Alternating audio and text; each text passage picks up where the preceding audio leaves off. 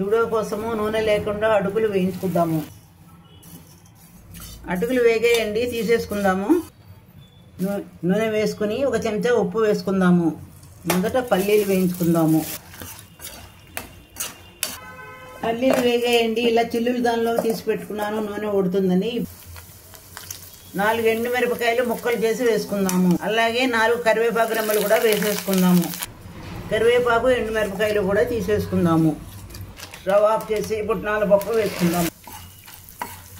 నూనె వేడిగా ఉంది కదండి, స్టవ్ ఆఫ్ చేసి వేయించుకుంటే వేగిపోతుందండి. పప్పు కూడా వేగిందండి, తీసేసుకుందాము. అన్నీ బాగా నూనె ఓడేయండి.